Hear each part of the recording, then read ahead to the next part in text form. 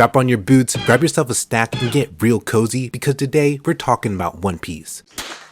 Now, like many people, I was hesitant to watch One Piece at first for obvious reasons, but when I finally gave in, I found myself being drawn into the story. The world building, the characters, the mystery. I truly think One Piece has something that everyone will enjoy. But this video isn't just me advertising One Piece. If you haven't watched it, then I suggest sticking around as you might understand why the 25-year journey resonates with so many people. And if you have watched One Piece, then you'll hopefully gain a new appreciation for the story as we take a look at one of the most important arcs, Marineford, specifically Whitebeard. Good old Whitebeard. Now, memes aside, this moment gets overlooked. And what's so frustrating is everything that One Piece has built upon up to this point has led to this single phrase. And I know that sounds like I'm stretching the meaning behind these words, but it's the truth. One Piece is all about dreams and freedom, setting sail in a vast, limitless world in hopes of finding what you're looking for. And the One Piece embodies this hope. It's easy to forget, but nobody actually knows if the One Piece exists or not. These characters are just risking their lives on a hunch. It's this blind determination we see repeated in our characters to help manifest their dreams. Sanji is a great example of this. While everyone else's ambition required them to work towards a goal, Sanji's dream is to find the All Blue, a legend that means the world to him ever since he was a child, being described as a chef's paradise.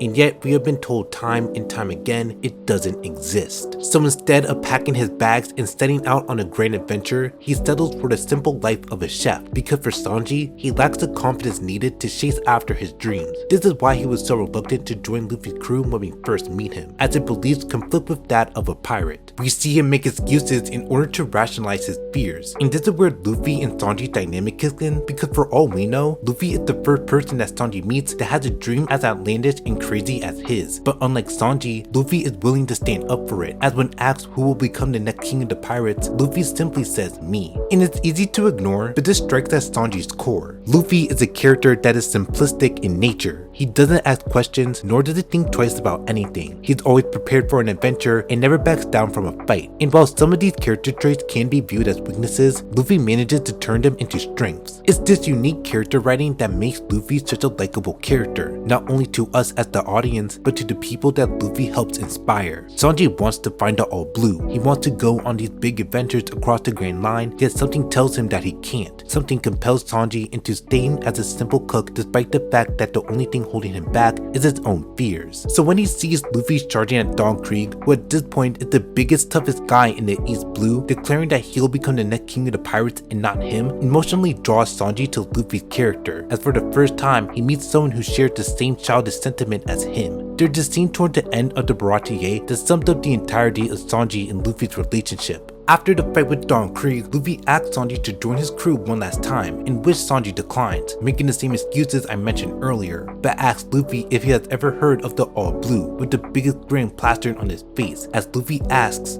"What's that?" It shows this childlike nature in Sanji, one that seeks out adventure and new discoveries, a side that we never had a chance to see due to his nature, and it's Luffy that brings out this side of him as they both share a connection through their dreams. Do you see where I am going with this? It's the dreams of people that connects the world of One Piece to believe in something and carry that belief throughout generations, even if you're unsure in what you believe in. But Chillzone, how does any of this relate to Whitebeard's big speech at Marineford? And that's a good question. The entire cadence of this scene, everything that has happened before, sets up this crucial theme that our dreams are real. There are many instances where characters seem unsure in their beliefs. Just look at Usopp's entire character. Oda literally made it a joke that bro doesn't even believe in himself. But looking outside of Usopp, Sanji, and the rest of the Straw Hats and broadening our perspective to the world of One Piece, there are many instances where characters lack confidence in their dreams only for them to be proven true. And no arc handles this being better than Skypiea. Whenever people think of Skypiea, they either love the arc or absolutely despise it, and I'm not here to convince you either way, but I adore this arc for one specific reason: the Golden Bell. What Skypiea does differently from previous arcs is incorporate its themes of freedom and dreams into the world of One Piece by introducing the island that exists all the way up in the clouds as a myth, constantly reminding us that only a fool would ever believe that an island in the sky actually exists. But luckily for us, we have our very own lovable fool.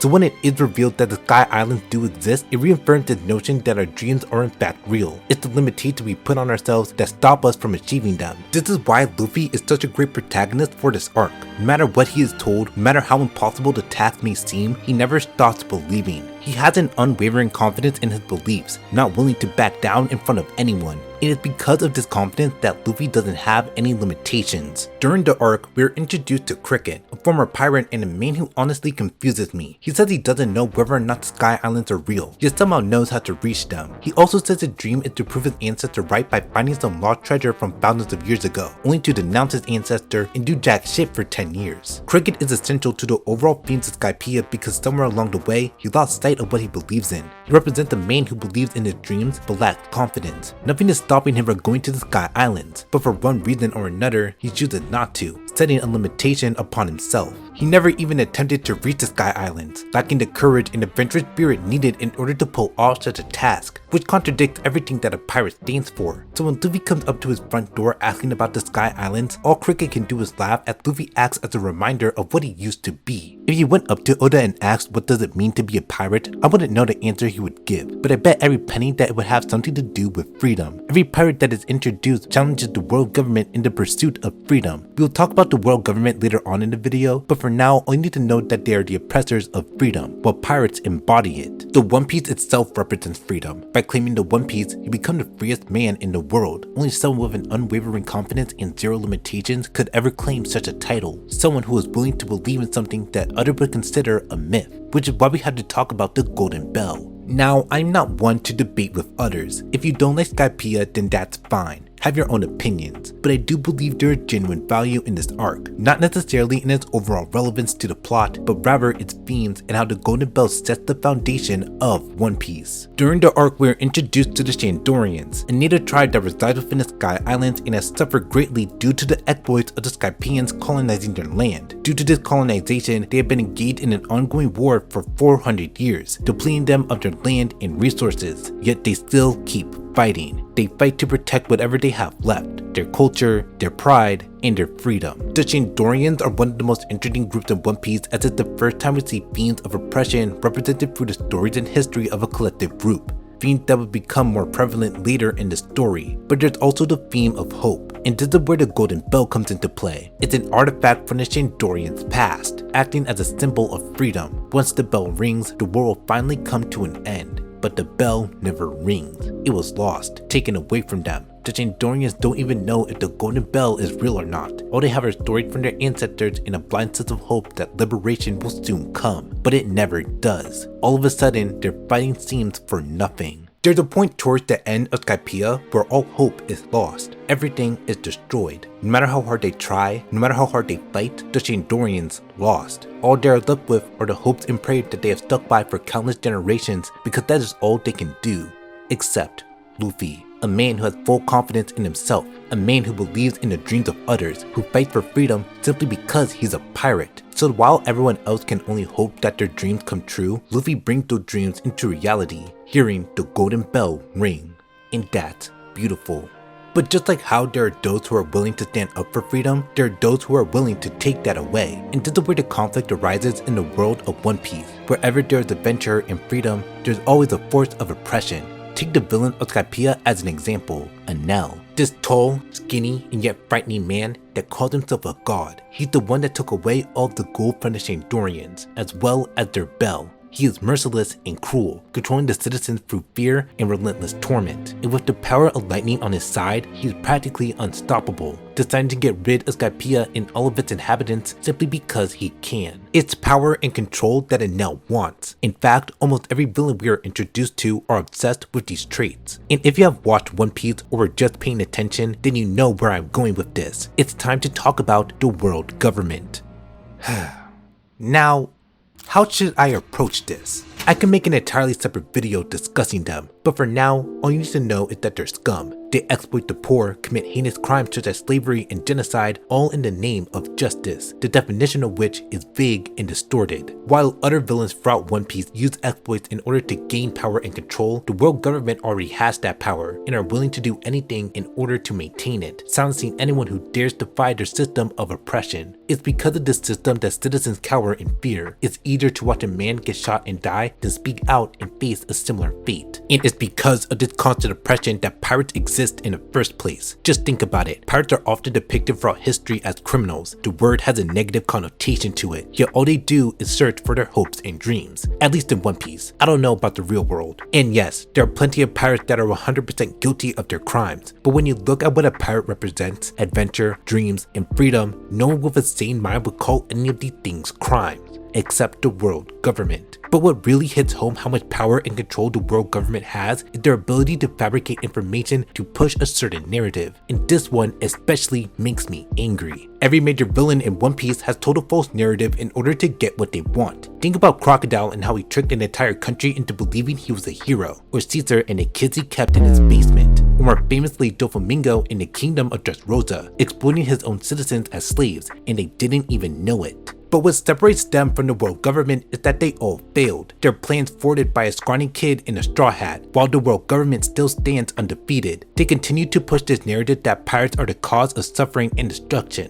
but then turn a blind eye when they commit those very same acts. If that doesn't convince you how totalitarian their system of oppression is, then I don't know what will. It's the conflict of pirates and the world government that drives the narrative of One Piece, which is why they are the perfect villains for Marineford. Yeah, you forgot this video was about Marineford, didn't you? Don't worry, everything that we talked about is coming full circle, just like your boy Cook. Marineford acts as the big climax to the first half of One Piece. Everything that has been introduced has led to this moment. Characters that have only been teased make their big appearance. Major plot twists are revealed and major themes finally reach their conclusion, which takes us to Whitebeard's big speech. The impact of his words speak volumes, yet this moment gets overlooked. So why is this scene so impactful? What makes it stand out to the point where everything that One Piece stands for can be summed up in 5 words? Well, it's simple. It's inspiring. Now before you click off and tell me how much of a waste of a time this video was, just hear me out. Ever since the beginning, I have been talking about inspiration. I just didn't make it a focal point until now. Luffy inspiring Sanji to chase after his dreams. Luffy bringing hope to the Shandorians, inspiring them to believe in something greater. Seeing the scrawny kid and his ragtag team of friends take on an ever-expanding world one step at a time is inspiring. No matter what happens, Luffy will always be the beacon of hope that calls for freedom. He will always stick by his friends, always believe in the dreams of others, and when faced with adversity, he will always stand tall, time and time again, inspiring others to do the same, which set the stage for Marineford, a battle that thematically contradicts everything I just said. Luffy's brother has been captured by the Marines and is sentenced to public execution. He has given up any hope that he will survive, simply accepting his fate as he watches his friends being slaughtered by the world government. And then there's Luffy, whose determination to save his brother is stronger than any force thrown at him. Every time he gets knocked down, he always gets back up. But this is the world government we're talking about, a force that is unstoppable. Despite what Luffy might think, he was never prepared to handle this fight, so when faced with an impossible situation,